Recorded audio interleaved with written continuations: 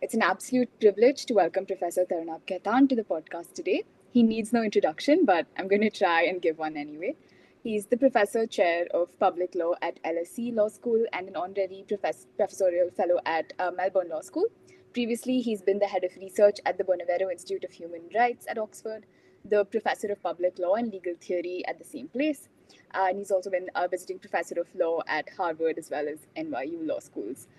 His academic work has had a major impact on the way we think about constitutional structure, rights, and democratic functioning, most notably through his influential theory of constitutional morality and his seminal work on anti discrimination law, proportionality, and the role of the Indian Supreme Court. And I'm sure it's known to all of us that he's been cited very widely by multiple Supreme Courts across the world. Today, we turn to one of his newest contributions, his chapter titled Political Parties in a Democracy, in the book The Entrenchment of Democracy. In this piece, Professor Khaitan offers a deeply thought provoking account of political parties as bidirectional intermediaries invested with plenary power in a democratic system, and he proposes a principled framework for regulating them constitutionally. And this is a framework that aims to balance their public as well as private character while preserving their vital role in democratic governance. Professor Khaitan, thank you so much for joining us. We're thrilled to have you here. Well, thank you guys. It's a pleasure to be here, and I look forward to this conversation very much. All right. So, just to start off, I want to begin by exploring what the first portion of your paper does. You begin by defending political parties against this sort of widespread cynicism and critique that traditional neglect of parties within Anglophone constitutional theory does have, right? And you've called it the big C silence. What prompted you to make political parties the normative object of constitutional theory specifically, and why do you believe that this historical neglect has become untenable today? Thanks, Rachna, for that question. So, I think the starting point for me is that in sufficiently large and sufficiently complicated societies and polities, there are only two ways of making collective decisions. Right? One is violence, the other is politics. There is no third option.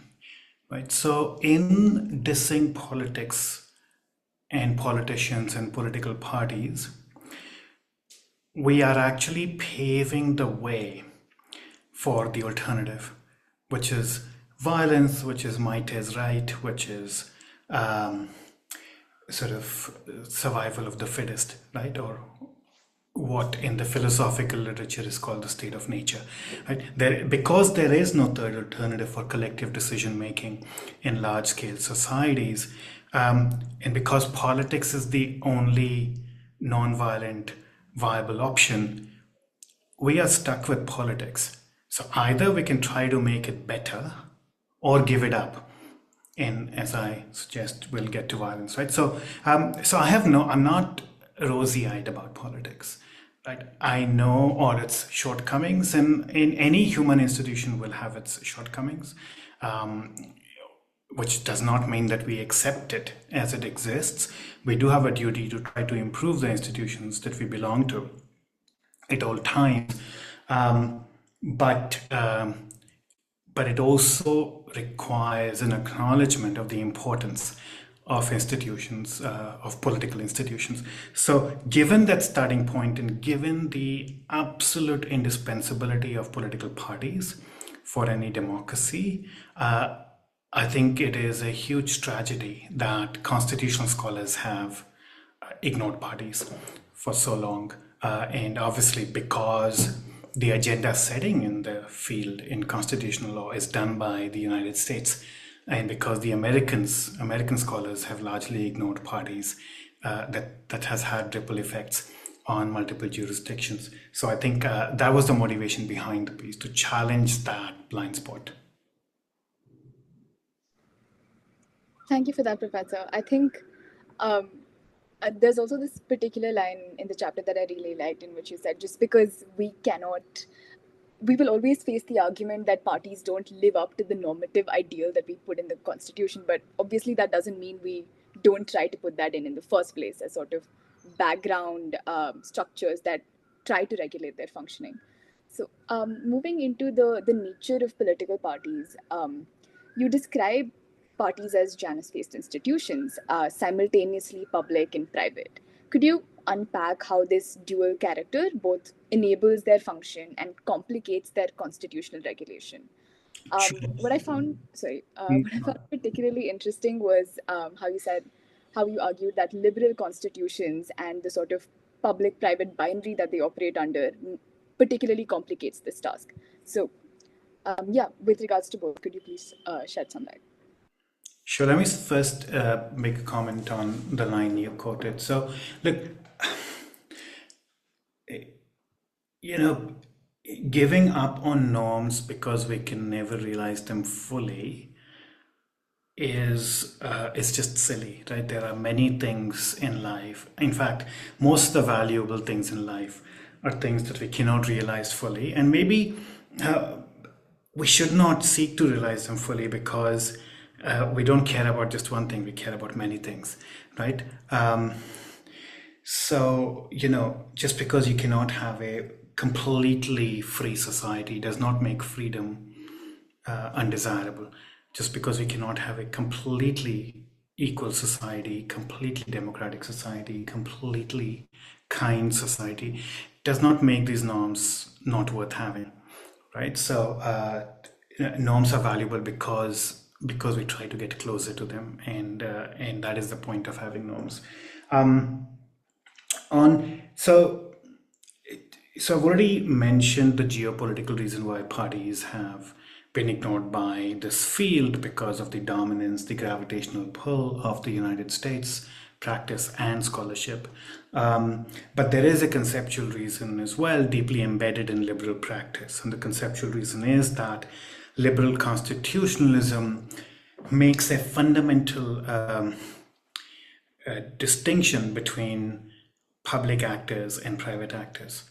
Right? And the working default presumption for each of these actor types is diametrically opposite. So public actors, which is mainly the state, but certain state-like agencies may be extended to be included, and this is what Article 12 does in the Indian Constitution. Public actors primarily have duties, not rights. Right? Whereas private actors, paradigmatically individual citizens, but in liberal constitutionalism also corporations, non-state corporations. Private actors paradigmatically have rights, not duties. And you can play with it, you can make exceptions, you can complicate. This is not as tidy in practice, but that's your starting point in liberal constitutional theory, right? And the trouble with parties, not just parties, there are many different entities which are complicated to regulate because in reality, the public-private divide, so I don't reject the divide. I don't think everything is public. I think privateness is important to recognize. But what I do reject is the idea that the public-private divide is a binary divide, that there is one box of public actors and another box of private actors. I think that all agents, all actors, individuals, corporations, the state, various agencies of the state, they sit on a spectrum of publicness, right? Where at one end of the spectrum, you have the completely public actor, by which I mean actors who normatively can only act for other regarding reasons, right? That is the essence of publicness, right? That your raison d'etre, your point is other regarding. You exist for the sake of others, right? Whereas on the other end of the spectrum, there may be a private individual sitting alone in a bedroom, immersed in thoughts, right? Which is perhaps the paradigmatic example of the private end of the spectrum, which is permitted to be entirely self-regarding, right? But everything else sits somewhere in between the spectrum, and therefore the legal effort to force into the binary division things that are somewhere in between creates complications. And private parties are the perfect example of those things in between. Right? These are entities that are paradigmatically public in that the point of political parties is to acquire state power, public power, and to exercise it for others, right? That is you could not get more public than that. On the other hand, however, because they are a bridge between the state and its citizens, their ability to interact regularly and informally without the paraphernalia of state offices is what permits them to both forge public opinion and transmit it to the state, right? If we saddle political parties with the same requirements of procedural fairness and formality that apply to state institutions, they will not be able to perform their functions, right? The district magistrate cannot do the mobilizational function that that political parties can do, precisely because of this informality, this privateness of parties, as it were, right? So, and that is the complication, right? That because parties have this Janus-faced character, but liberal constitutionalism tries to put actors into one box or the other. And you've seen these debates. Should parties be subject to the Right to Information Act? Right? Should parties be right holders under Article 19 or duty bearers under Article 19? Right? These are complicated questions there aren't an easy answer. There aren't an easy answers because of the dual character of parties. Right. So it's more of this is, I think, perhaps connected to the big C constitutional silence, in that because the role of political parties goes unacknowledged, it's kind of easier to ignore these nuances and make the liberal sort of binary and go ahead with the constitution in a fairly less complicated manner, perhaps. So this would be one conceptual reason for ignoring parties in the Big C Constitution. Now, I say that with two caveats. First, not all Big C constitutions ignore parties. After the Second World War, several continental European constitutions are very explicit about the duties, the functions of parties. And they have, in dealing with parties, tended to focus on their public character.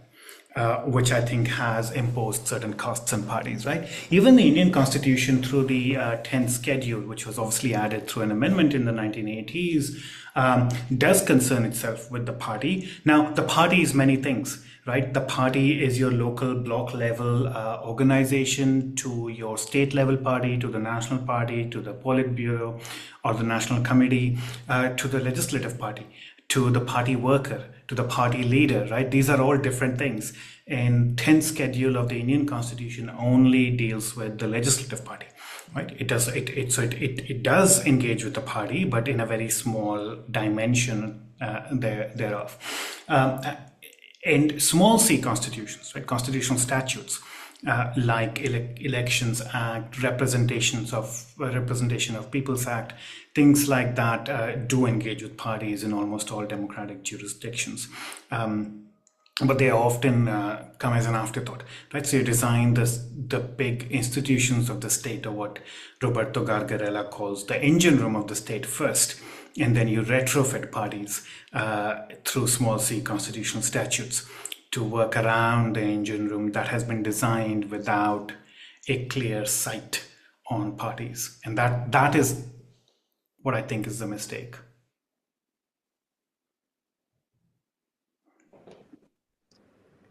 So at the same time, when we're discussing the public-private distinction, you bring in that rather than understanding them as two discrete boxes, they're better understood as a spectrum of actionness and actor sensitiveness. So to identify this principle, you bring in the purposive autonomy principle. I had two questions. One, how did you arrive at such a principle? And second, how do parties effectively, practically apply these principles into their daily political function?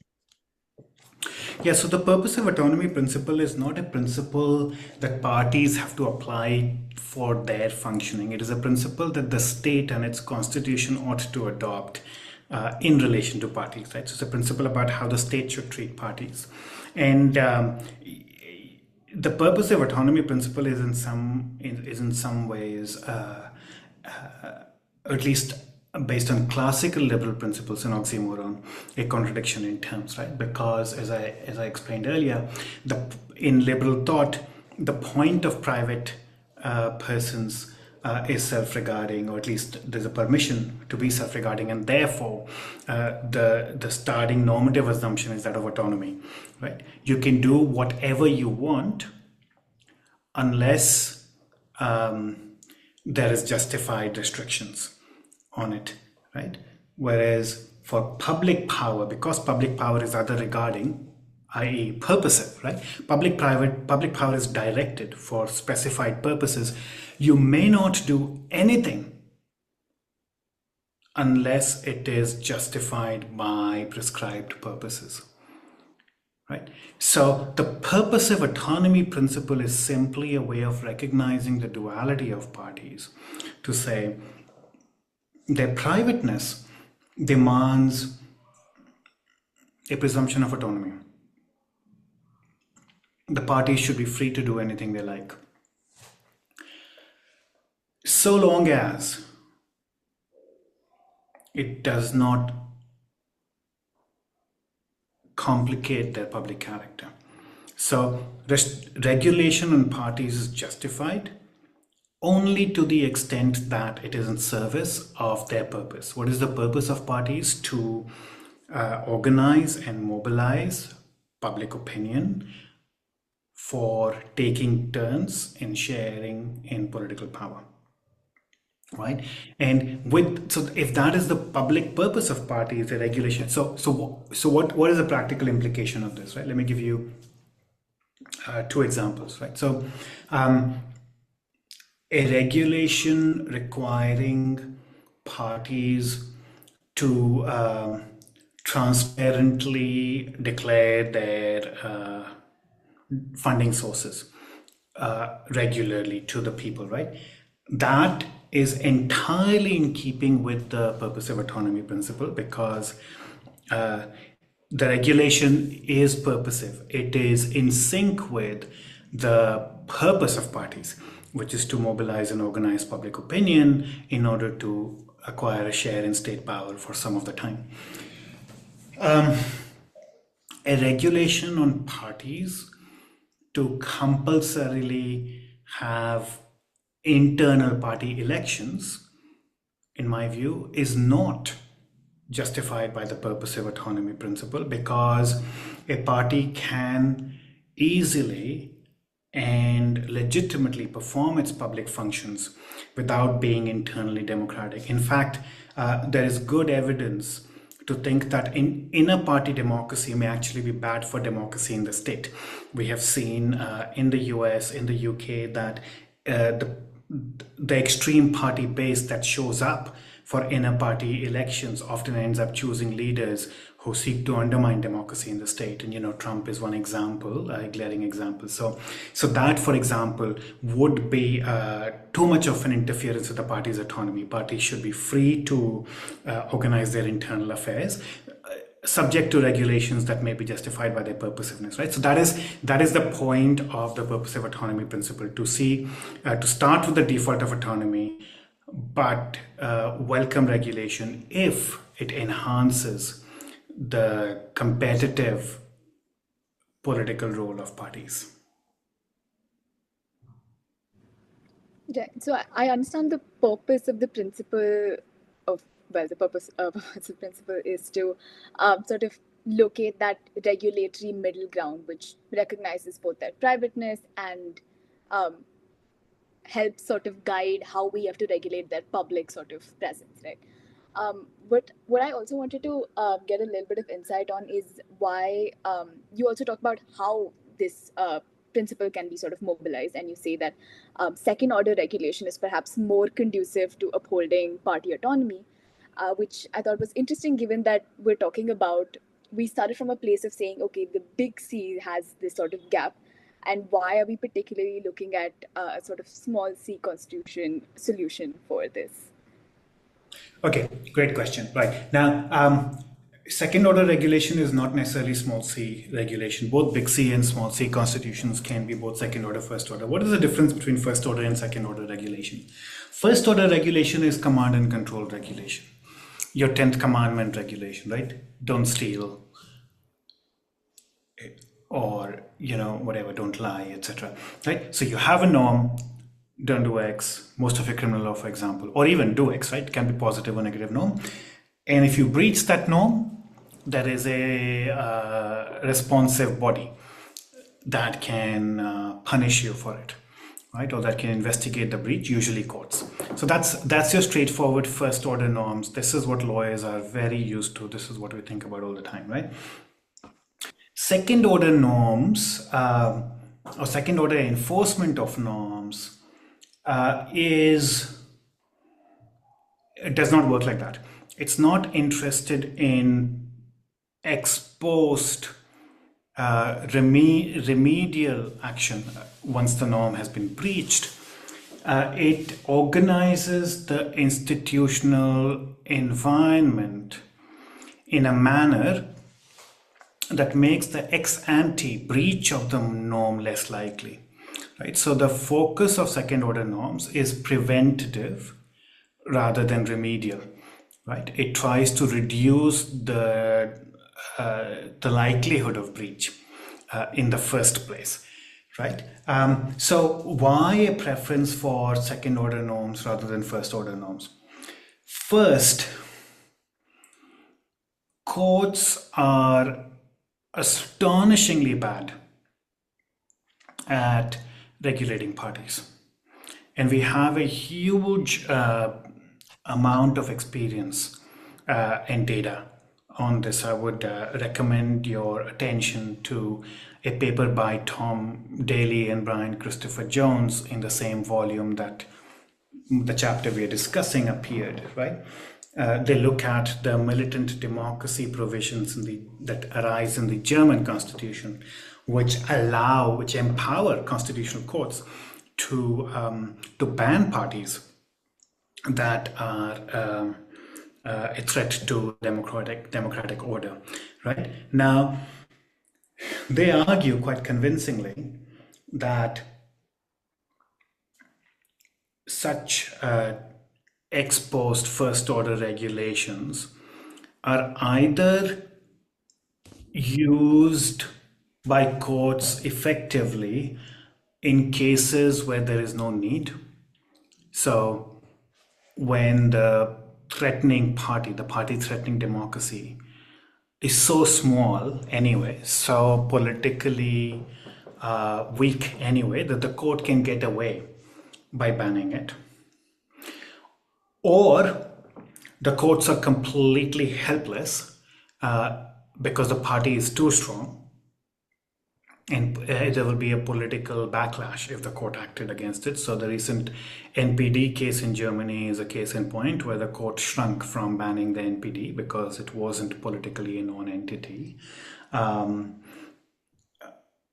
Or we know cases where in Turkey, the right-wing Islamist party was banned multiple times by Turkish courts, and it always came back in a new avatar, right? So it's, even if the courts do act, it's usually pointless because it's an unspent political force, and a court order will not kill it, right? What is even worse is when courts are captured, these types of first order norms are weaponized by the ruling party against the political opposition. We have so much data from Singapore where the judiciary is used routinely to bankrupt the political opposition using defamation laws. The point of the opposition is to criticize the ruling party. The ruling party gets compliant courts to deem criticism of the ruling party as defamation and orders exorbitant costs, which bankrupts political opposition. Or recently in Pakistan, where an inner party democracy rule was used by the election commission captured by the ruling party to deny election symbols to Imran Khan's party, Right? Now, the courts, of course, did intervene to reverse that, but the judgment was never implemented. So what I'm saying is that ex post judicial intervention is either useless or unnecessary or counterproductive or weaponized, right? And it is an extremely risky business to control parties through courts, except in the most limited cases, right? Procedural regulation, like, you haven't declared your assets, or things like that, or you have discriminated against this member or whatever, right? Those things are fine. Courts can do those little things, but the existence or non-existence of a party is too much burden for the weakest branch to bear. So how can second order regulation help, right? Second order regulation can just make certain types of parties less likely to emerge. So if we take anti-system parties, right? Parties that are against the democratic and egalitarian political order, right? Now, we know that different electoral systems have different implications for polarizing, bigoted, anti-minority parties. We know that in a multi-party first-past-the-post system, where the prize is 35% of the vote, it is frequently possible for a party to win by polarizing a population. We also know that in the proportional representation system, smaller parties are incentivized to polarize and be hateful, because if you get 10% of the votes or 20% of the votes, you will get 10 or 20% of seats, and once in a while you will come to control the balance of power in a coalition government, which is the norm in PR systems, right? So we've seen this in Israel, in Italy, where extreme far-right parties are controlling the levers of power, and the existence of the government depends on them, right? We also know that ranked choice vote system, where citizens have to vote not by just choosing one of the parties or their candidates, but ranking at least their top 2 or top 3 candidates or parties, is terrible for extreme parties, because extreme parties are either your first choice or your second choice. And therefore, in a ranked choice voting system, parties have to appeal not just to their base, they also need to tell voters of other parties, you may not love us, but can you tolerate us? Can you put us down as your number 2, right? And because these far-right parties don't get anybody's second choice vote, they are your first vote or your last vote, a ranked choice system keeps parties in the middle, keeps them to build broad churches and build a large coalition, right? So that is a good example of second order regulation. There's no court telling a party, don't act like a faction, don't act against the interests of a subset of the population, but the system is designed in a way that big tent parties that build broad coalitions, that are tolerant, that are pluralistic, are politically rewarded, and extremist, narrowly focused, polarizing parties are politically penalized, right? So that is an example of second order regulation, and there are many others as well. Right. So we're talking about broad systemic choices that we make, which then have an impact on how politics plays out. It has a path dependent impact, right? So by making certain choices, we reward certain types of political behavior and not others, right? So federalism is another example, right? Federalism has huge consequences in the party system. We know that presidentialism leads to weaker parties. Weakness here means party vis-a-vis the leader, right? In presidential systems, the party has very little control over the leader. In parliamentary systems, in general, parties have much greater control over their leader, right? So the institutional design, at least some of the design features, have strong correlations with the kinds of parties and party systems we will have. And that knowledge can be, it will, this relationship is not perfect, right? Because human institutions don't work like the law of gravity, right? Chance, leadership, lots of other things intervene. But in general, where we know that certain relationships have held for decades in multiple places, we can deploy that knowledge to incentivize certain types of desirable political behavior and disincentivize bad behavior without the involvement of courts.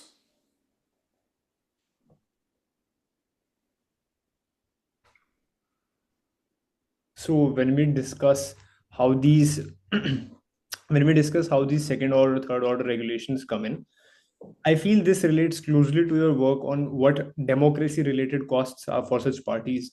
I remember you mentioned four of these costs. Could you slowly walk us through what all of these costs are? And what do you think is the most important factor which most liberal democracies and their parties are underestimating in the modern age?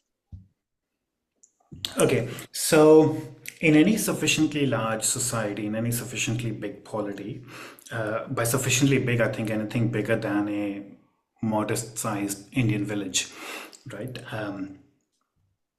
You cannot have representative democracy without parties.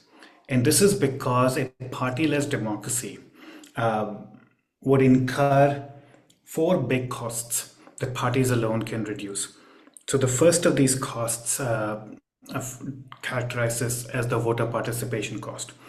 Right. So suppose you live in a democracy with, I don't know, a million, 2 million, 100 million people, and you want to participate in politics, right? You want to make a difference on certain issues. Say you really, really care about climate change, right? And you want to make a difference on climate politics and climate laws, right? But there are no parties in your democracy. Elections happen, individuals stand for elections, but there's no party, right? In such a democracy, your ability to make a difference is absolutely minuscule, right? It's vanishingly small, because even if you become a full-time activist on climate and devote all your time and energy to seeking climate reform, the participation cost in politics for you is huge. Parties, by aggregating interests and preferences, give us economies of scale, right? You join like-minded people. Now, of course, you could start an NGO. You can gather like-minded people similarly interested in climate change action, and then you realize that, well, if we acquire some state power, we will be more effective in changing policy. So you start putting up candidates for elections. Voila, you have created a political party, right? So parties reduce the participation costs of voters and also allow voters to participate to different degrees. You can be an otherwise disinterested voter who only shows up for elections. You can be a party activist or a loose affiliate. You can be a donor. You can be a party member. You can be party leadership. Right? So there are different levels of involvement, which is also not something that's possible in a partyless democracy. And by the way, this new idea of sortition in citizen assemblies, well, it's not a new idea. It's based on ancient Athenian democracy. That doesn't help either, right? Because the chances of your being selected by lot to sit on a citizens assembly in any reasonable sized democracy is tiny, right? In a several tens of millions of people, the chances that you will be selected for a 100-member assembly is vanishingly small. And if these are issue-based citizens assemblies, the chance that you will be selected on an assembly that is tasked with the issue that you care about, say climate change, right? That there's a correspondence between your political interest and the assembly that is dealing with climate change is next to negligible, right? So this cost is not at all reduced by direct sortition methods either, right? The second cost is voter information cost. In a partyless democracy, So there are 10 candidates to vote for. You have to do individual research on all of those 10 candidates to find out what their program is, what their policy is, right? Parties give us proxy information, rule of thumb information, right? Not perfect information, but we know broadly where these people stand, what their ideology is within a spectrum, right? But we have some sense because of party affiliation, at least in healthy functional democracies and party systems. We get proxy information without doing a huge degree of research. The other two costs, one is the policy packaging cost, right? So the one thing we don't appreciate sufficiently is that no democracy can fulfill or realize the interests and preferences of all the people all the time, right? There has to be some give and take. There have to be compromises. There have to be some sort of packaging of values and preferences and interests to create a common platform. Right? And the best packages are those which leave everybody only slightly unhappy, right? Because nobody gets everything they want, but nobody does not get nothing either, right? Parties are very good at doing that because parties, at least good functional parties, build big coalitions and they can convince their members that, look, you may not get everything, but this package comes closest to your dream scenario, right? And therefore, even if you vote for us holding your nose, it's better for you. Then, I mean, of course, today compromise has become a bad word, but we cannot in large societies do politics without compromise. And compromise is impossible without parties aggregating our interests and values and preferences. And the final cost that parties reduce is the ally prediction cost. Once elections have happened, for MPs, for MLAs to know who else is likely to be an ally, who may be persuadable but will be difficult, and who is absolutely sort of over my dead body will I shake hands with you person, right? These are not unimportant decisions. Imagine even in a small assembly of 200 people, right? If you had to do this without parties, making simultaneous 150 to 100 negotiations, things will become extremely dysfunctional, right? And sooner or later, you will see these people evolving into blocks coming together, right? So again, parties facilitate that ally prediction cost. So all of these things are essential for a democracy to run smoothly. And if parties did not exist, we would have invented them, and we did invent them. There's a reason why no representative democracy of any reasonable size today can function without parties. And do you think that for allowing such costs, we require a certain democratic environment in which such political parties work? Can you expand on your question? I'm not sure what you mean. Would you say that there are prerequisites where parties would require a certain political atmosphere, a certain democratic environment in which they can realize these costs and work towards their efficiency? Okay, so this idea of democracy can only work given certain preconditions used to be extremely common in the late 20th century, middle to late 20th century, and it was actually the basis on which many people predicted, many scholars and politicians predicted the unfeasibility of Indian democracy, right? So there were assumptions like democracy can only thrive if you have a certain degree of affluence. Or that democracy can only thrive under certain institutional conditions, so that democracy can only thrive if you have a certain political culture, right? Now, most of those assumptions, and India is one of the key examples which proves these assumptions wrong, right? It is the surprising, complicated but surprising success story in some ways, and this is not to at all detract from all the challenges that Indian democracy faces today, right? But so what do you need, right?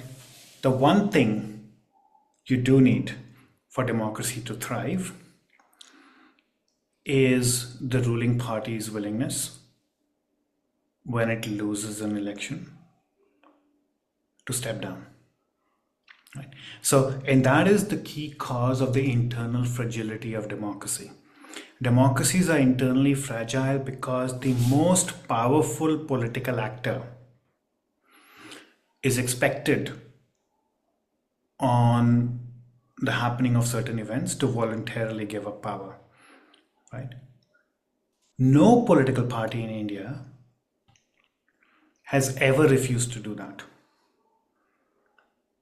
so far. Not even the Congress party under Indira Gandhi. When she lost elections, there was a peaceful transfer of power, right? So that's the first prerequisite for democracy. And that you can't legislate that into existence, right? I mean, that is a matter of raw power, but also ideological power, right? If democracy at least has to be accepted to that degree. And the second prerequisite is free and fair elections. That you have a system where the ruling party does not rig elections in its favor. With that, we have played fast and loose many times in our history. Many elections have been sufficiently free and fair.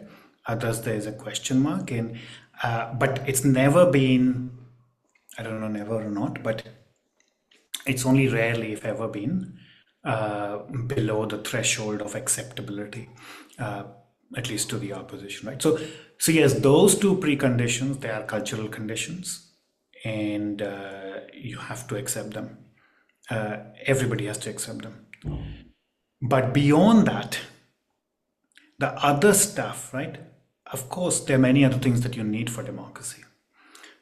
You need functional institutions, you need the rule of law, you need freedom of expression, you need a lot of other things that are extremely important for democracy to flourish. But again, democracy is not a value that you either have or don't have. It admits to degrees. You can have more or less of it. And of course, the goal should be to strive towards a better democracy, not necessarily greater democracy, right? I mean, we also have started assuming that democracy is the only legitimizing factor for all institutions, right? And that's not true. The system is not more democratic if we start electing our courts, our election commissions, our police chiefs, right? Certain institutions have to be appointed if democracy is to function well as a system, right? And a colleague of mine used to tell me that there's so much scholarship on the power of unelected judges and how that's abusive. And he says, if you want to see the abuses that elected judges commit, come to Texas and I'll show you, right? So be wary of what you ask for. But anyway, with those qualifications, I think, yes, there are certain minimal preconditions, but they're not as expansive as many people might assume. So, in addition to how political parties have to regulate with these issues, there is also talk of how what constitutional designs that a party should have within its structure to ensure that it reaches these very objectives. You talk about these objectives over a series of 5 to 10 pages. How would you suggest that democracies achieve this objective, and especially parties who do not have a particularly strong history of democracy internalized within them? Yes, as I said, I don't care whether the party is internally democratic or not. What does matter is whether the party is committed to democracy in the state. Now, of course, the parties are better and healthier when they are based on ideologies and values rather than on individuals and personality cuts. Parties, and again, design can help in doing those things, right? It's one thing to require in a party democracy. It's quite another. I think the purposive autonomy principle would tolerate a requirement that the leader of the legislative party should be elected by the elected representatives in that legislature, right? So the leader of, say, the Bahujan Samaj Party in Parliament should be elected by the BSP MPs and not be appointed by an external leader. I think it's entirely acceptable for the purpose of autonomy principle, to encourage collective leadership in parties so that parties are they don't become personal fiefs of individual leaders, right? I've already said that a parliamentary or a semi-parliamentary system is much better for a collective leadership of parties which is not controlled by individuals, right? In a presidential system, parties are much more likely to become personal fiefdoms, right? Now, these are not enough, and obviously, design is not the only thing that matters, right? Design is one of the many things that matters in the kind of politics you get, but design is the thing we have the most control over. So you can do things to encourage a healthy party democracy. In the Indian context, I think the appointed state, right, constitutional officers, guarantor institutions like election commissioners, like Supreme Court and High Court judges, all of them should be appointed by a Sri Lanka-style constitutional council, which has the equal representation of the ruling party and the opposition, right? We cannot afford in our democracy to continue with a system where the ruling party calls the shots and the opposition only has a tiny voice, right? The say has to be equal for democracy to function, because the ruling party has all the incentive to game the system in its own favor, right? So there are things that we do need to change to make it more likely, right, that the democracy will survive. And the key is not to make one side of the game also the referee of the game, right? That is just obviously bad design. So there are things that need to change to improve the quality of democracy in our country and to arrest the decline of democracy in our country. But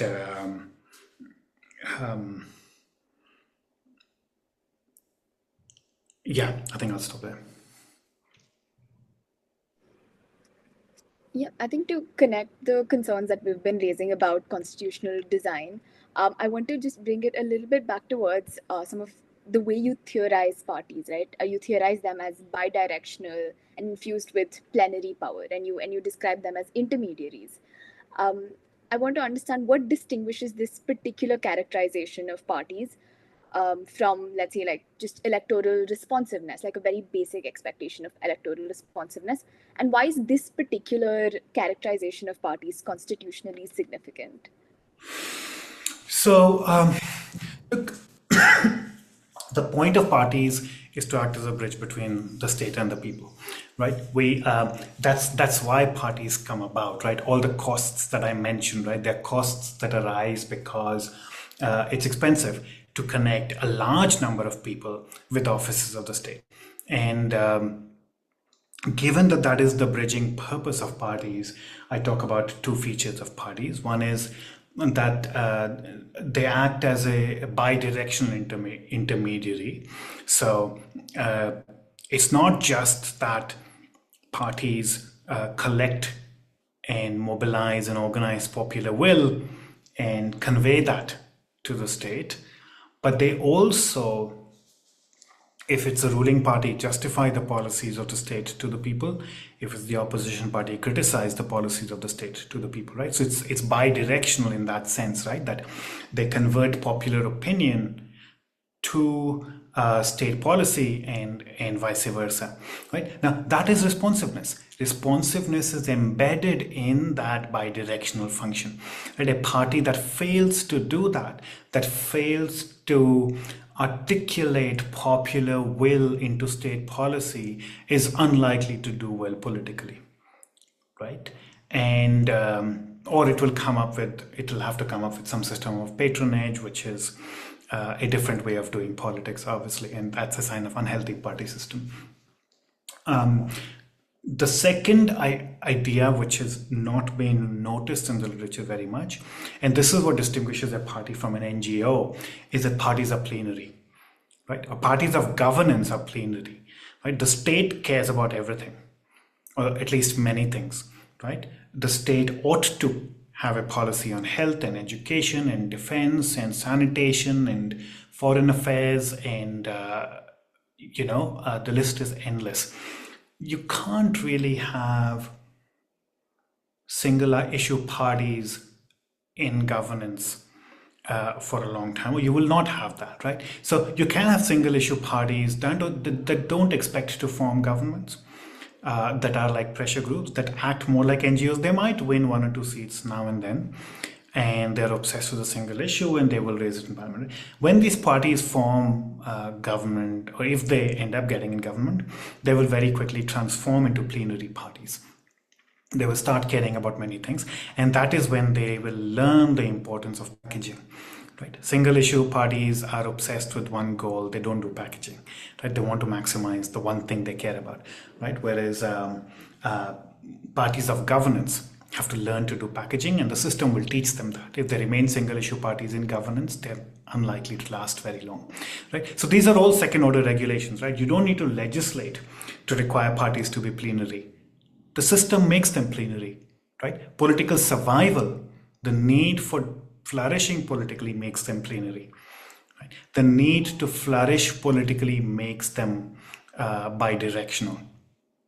Parties that perform these functions badly will be parties that generally die out or don't do particularly well, right? So these are not things that you need to legislate on. These are in a well-functioning system. These are things that will happen automatically. So I have a quick follow-up on that. I was wondering what is our interest specifically in understanding parties as plenary, and recognizing that they have this sort of range of power. Why are we theorizing about them when we're concerned with constitutional law and how that becomes important when we want to regulate parties as a unit at the level of the constitution? So, look, whether a constitution says anything about parties or not, and what it says about parties, and here I mean both big C and small c constitution, it matters. It matters to the type of party system we are going to have. So I've already given you multiple examples, right? A choice between a presidential and a parliamentary system will give you completely different party systems, right? We have debated presidential and parliamentary systems in India for a very long time in complete ignorance of what its implications are for the party system. Right? The kind of electoral system you will have, I've just given the example of ranked choice vote, will have completely different implications for the kind of party system we'll have. Right? And again, we discussed electoral systems in complete ignorance of the implications it will have for the party system. We've debated federalism for a very long time, but we have not realized that India started with a federal state, but a unitary party system. And what changed in the 1960s and the 70s is that not just the state, but the polity itself federalized, right? That we saw the emergence of state parties, right? So party system complicates and scrambles all of your normative assumptions behind institutional design. If you do institutional design without thinking about parties or in ignorance of parties, you will still have implications for party systems, but they will not be thought through. They will be ignorant, undereducated, and might even surprise you in welcome and unwelcome ways. Right? If you've never thought about what a particular institutional design that you're adopting for your country, first past the post system in a unitary party system follows the Diverger's law.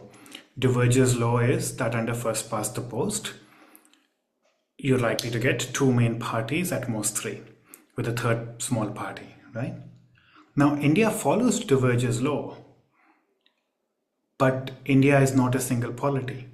Since the Indian polity federalized, Diverger's law is followed in each of India's polities. In Tamil Nadu, well, UP is an exception, but outside of UP, every state has two or three main parties of contention, right? But what that means at the national level is a very fragmented party system with dozens of parties, right? Now, if we understood this, if we understood that we cannot control whether, now look at the US, right? In the US, the state system is federal, but the party system is still unitary. The party system is not federalized. It's the same two parties which remain the key parties of governance at the state level, and in every state is the same two parties, right? So the divergence law still holds there. It's still two parties, and then under that system, at least the assumption is that when there are two main parties, they will build big tents, right? But once the party system federalizes, then the implication for democracy that first past the post will lead to big tent parties no longer holds. It becomes more complicated. When you can start winning elections with 30% of the vote, 31% of the vote, right? Then you no longer need to build big tent parties. You don't need to take everyone along. You can win elections by polarizing, right? So the main argument for first past the post and against PR is that you have more big tent parties, right? But that need not hold in certain types of systems. Now, if you understood this, then you might opt for RCV, for ranked choice voting, to not have anti-minority parties, right? So this is why we need to think about parties, right? Because every institutional choice you make has implications for the party system, and the party system you has implications for institutional design, right? We know that in a unitary party system without federal parties, federalism was weak at the institutional level, right? Indian federalism only flourished after the party system also federalized, after the polity federalized, right? So if you like federalism, you might worry about a unitary party system where state chief ministers could be dismissed by the party high command sitting in Delhi, right? Even today in national parties, we just saw the BJP chief of Tamil Nadu was removed by the high command from Delhi, right? So these things matter in a democracy, right? And we better not ignore the key ingredient, a key factor that scrambles all of these choices. We do so at our own peril and at democracy's peril. That is why we need to think about parties when we are thinking about institutional design. Yeah, thank you so much for that. I think that really put it into perspective about why we should be taking into account political parties as a unit when we make those norms in the first place. I just wanted to conclude with one last question, which I think you've already covered in a fair amount of detail, but anyway, here it is. So because this chapter calls for constitutional imagination to sort of center parties not as incidental political actors, but as primary constitutional subjects, and if we were to take that sort of reconceptualization seriously, how would our reading of constitutional democracy and how we understand democracy itself shift? Now, I know we were supposed to build up to this question and it was fairly answered. So, I just want to ask you if you have any particular takeaways that you would like people to leave with once they read this chapter, or anything you have to add to the question. Well, mainly, I think the first thing we need to do is to move away from an exclusive focus on courts, right? Courts are a key player, an important player, and I like courts and I like what they ought to do when they do it well in a constitutional scheme, but they suck all the oxygen in the room. They get our exclusive attention as constitutional scholars at the expense of other extremely important constitutional actors. When's the last time we saw, a course that focuses on election commissions, that focuses on parliamentary committees, that focuses on political parties, that focuses on the office of governors, and not just what courts have done in relation to these institutions, right? But on these institutions as such, how they function, what are their internal modes of functioning, on the bureaucracy, on the civil service, on Rajya Sabha, on legislative councils that 5 odd states have, right? On union territories, right? We just do not pay enough attention. And in a democracy, scholars in part have a role in any system or any scheme of separation of powers, right? Legal scholars in particular, because they understand and speak the language of power, which is law, have the ability to check power and its exercise by checking its reasons, right? When was the last time we analyzed the reports or judgments or decisions of election commissioners or the auditors general to see if they are compliant with constitutional logic and morality, right? So I think that is probably the big picture lesson, that this is not just an intellectual failure, it's also a political failure, it's also a moral failure to ignore constitutional actors other than courts in a study of how the constitution functions.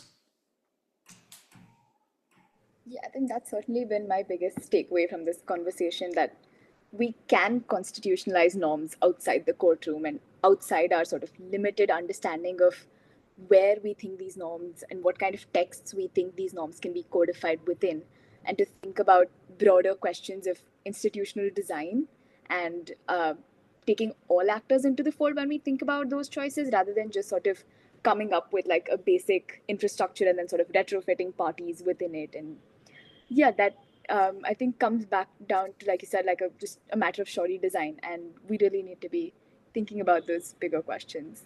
Uday, if you have anything to add, we can conclude the podcast with that. I just had one question. So, when you wrote this chapter, which country would you say you had in your mind most when you discuss political parties? Look, when you do constitutional theory, which abstracts out of particular examples, the one thing you cannot do, must not do, is focus on one country, right? Because an example of a data set of one will result in skewed bad theory. And we have seen for a very long time American scholars who, in almost complete ignorance of all other systems, present scholarship and theorizing about constitutional institutions, not as American constitutional theory, but as global universal constitutional theory, right? Now, on the other hand, I am an individual with my own intellectual limitations, and I absolutely do not know every constitutional system or even close that functions in the world, right? So, but what I've been trying over the years through my teaching, through my self-education, through my readings, is to familiarize myself with a wider canvas of systems around the world. So this is not a piece in comparative con law which does a systematic and rigorous case selection and focuses on a few jurisdictions. It is a work of constitutional theory, but I would like to think it's based on some understanding of a wide range of jurisdictions rather than a single jurisdiction. Now, of course, there are some jurisdictions that you know much better than others. I mean, we all in the field of constitutional theory needs to know the influential exporting jurisdictions, mainly the UK and the US and a little bit of Germany. Obviously, because of my own biography, I know India and South Asia more generally, but my effort has been to familiarize myself not just with the big hitters and the parochial jurisdictions, but also to educate myself on what's going on in Africa and Latin America and whatever. Having said that, I of course do not at all insist that everything here is easily applicable everywhere else, right? These are factors to be considered. This is not a manifesto or a blueprint.